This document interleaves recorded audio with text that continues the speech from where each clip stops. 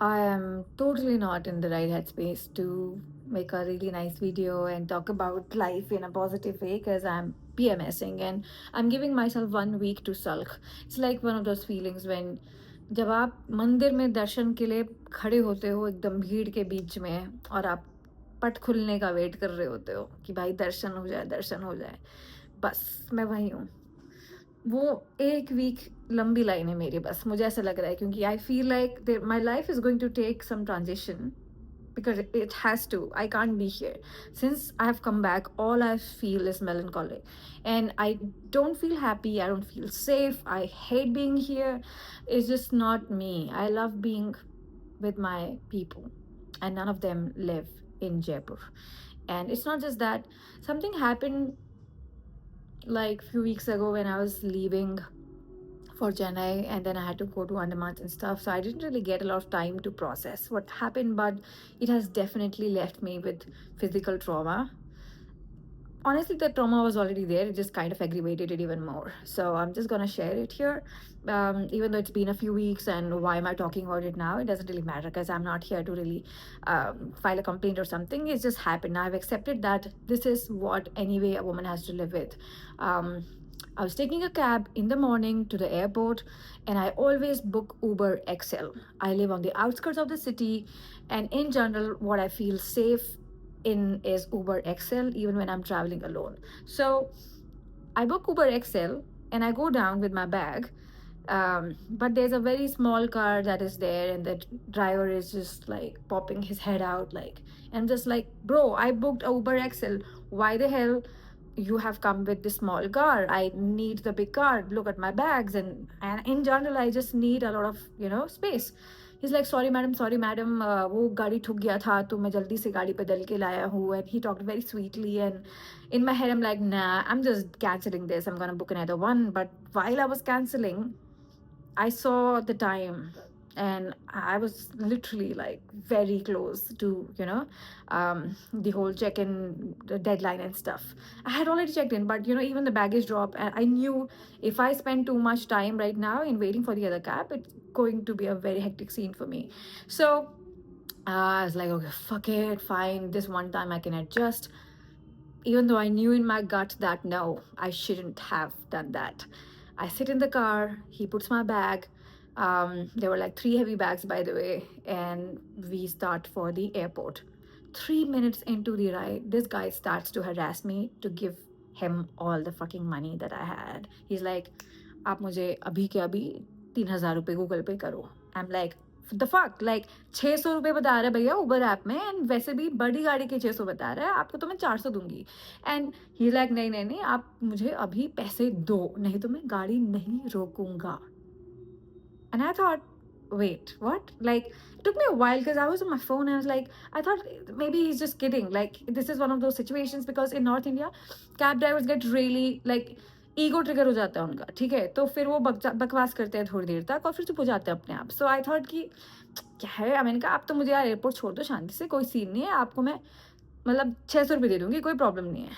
So he got quite for a while and then he is like, नहीं नहीं, आपको इतना तो देना ही पड़ेगा, अभी के अभी आप मुझे दो, और अभी पहले तो मुझे आप 300 रुपये फ्यूल के भी गूगल पे कर दो, ये लो scanner. I am like, what the fuck are you doing यार, आप मुझे एयरपोर्ट छोड़ दो प्लीज़, नहीं तो आप गाड़ी घुमाओ और मुझे मेरे घर वापस छोड़ दो. ही इज़ लाइक, मैं तो गाड़ी रोक ही नहीं रहा. And then it suddenly hit me, oh I am kidnapped. Bro, I'm kidnapped. Like, this shit is serious. And now I'm just like, क्या? तो मैंने थोड़ा प्यार से टोन अपना चेंज किया. मैंने कहा, देखो भैया, आप 800 रुपये ले लेना, कोई प्रॉब्लम नहीं है, आप मुझे बस एयरपोर्ट ड्रॉप कर दो. And then for a few seconds he was quiet, and then he was just like, no, मैं तो गाड़ी नहीं रोकूंगा, और अब आप मुझे पैसे पकड़ाओ अभी के अभी, नहीं तो गाड़ी रुकेगी ही नहीं. And oh my freaking god, I started screaming on the top of my lungs, I'll call the cops on you. And he's like, बुला लो जिसको बुलाना है. And I'm like, मैं सच में बुला दूंगी. And I'm trying to open the cab and, click on all those emergency buttons that they keep talking about in the fucking cab app. But none of them worked. None of them worked. And later, of course, I'll tell you why they didn't work, because I didn't know that guy had already canceled the cab the moment we sat the moment I sat in the car. That's what the Uber lady told me later. And that's why my app was just like stuck. So because the ride wasn't even there, so it just kept taking me to the same page. And yeah, I started to now really freak out, and this is happening so quick that obviously in my head I'm not even in a headspace to like take his video or like or nothing. I can notice that now I'm like literally panicking. I'm like hyperventilating. I can't breathe. Everything is getting really hazy. I'm sweating my like and my body's turning cold. And I'm just like now gadi rok like gadi rok and I started to really like bang the fucking seat, gadi rok, and started really kind of aggressively just screaming on the top of my lungs. He finally stopped the car, and I hopped out of the car, and for some goddamn reason I had the strength to pull all my bags together. These are heavy bags, okay, 25 kg bags, like um, because otherwise he was trying to run away with the bags. And I just somehow, and this is, by the way, in the middle of a very busy road, like people are honking and stuff. When I opened the, cab door, and but I somehow dragged the bags like to the corner of the road, and for a few minutes I was just gone. Like I couldn't breathe. I was shivering like crazy. I didn't know what to do. I couldn't process what just had happened. Really, really traumatized, like fucking traumatized. And next thing I knew, I was just like calling my friends, but of course it was very early in the morning. None of them picked up. Only one guy picked up, and I told him like, "Can you drop me to the airport?" Like, and then obviously he understood something had happened, and he quickly like hopped into his car. But then he told me, "Namisha, I'm literally 25 minutes away from you. So meanwhile, just find another cab while I am following your car. Don't worry about it. I'm on the call. Just try to book another cab." And I booked another cab. It reached in 66 minutes. Sorry, it reached in 6 minutes, and then we started for the airport. But I knew deep down in my heart that my flight is missed. Like I knew that because by the time I'll reach, they would have already closed the gates. But somehow I was just like, you know what, still let's just give it a shot. So I tried making a few calls at the airport. Of course, didn't work. And obviously I was freezing in this, you know, pain in that moment, at the chest pain I was feeling, because everything got triggered, all the trauma from my ex and stuff. And yeah, I reached the airport like hyperventilating, and I reached the counter, and they said, "No, ma'am, we can't check you in. We can't take your bags. Sorry." I'm like, please, like it's, and I'm crying, like because I'm having a breakdown, I'm having a meltdown, and I'm just like, it wasn't my fault, literally. Like this is what I'm saying. I swear it was my fault. Like I was harassed on the way. Like it was my fault. Can you please put me on this flight? It's important for me. Da-da-da-da-da-da-da. There are people waiting for me. I need to go. I need to go. And they're like, really sorry, ma'am, but we can't put you on this flight. And yeah, then I just literally sat there for like 5-10 minutes crying, trying to collect myself, made a couple of calls. Then I just got up and I said, listen, then okay, what's the next flight today? Put me on this flight. Yeah. And then they gave me the evening flight. I paid for whatever charges. And then, yeah, I called my best friend and told her if she can pick me up. But again, it was like too early in the morning. She was also sleepy. So I booked a cab, another cab, while I was still crying, and started for her house and spent the day with her before I could take my next flight. But yeah, one thing I knew for sure, that I had to really shut down all these emotions as fast as possible, because I was supposed to facilitate a retreat, and I didn't want to go into this, space with this. So thankfully, like I had a 2-day gap in Chennai where I spent so much time with kids and my friend, and it really healed me to the point where I felt safe in my body again. Um, but yeah, then after this whole trip, from Chennai, Andamans, Bangalore, when I came back to Jaipur, as soon as I landed, I could feel that chest pain again. And I knew in that moment that I don't want to be here. I don't want to be here. And every time I have had a negative experience, it has always been in Jaipur. It has always, yeah. And I realized in that moment that I need to let go. I need to let go of my attachment with my house here. I need to let go in general. I love this city. I love Jaipur. I love Jaipur. And but I guess it's just not working out for me. So since I've come here, I've just been in a shell. I haven't met anybody. Stuck to my couch.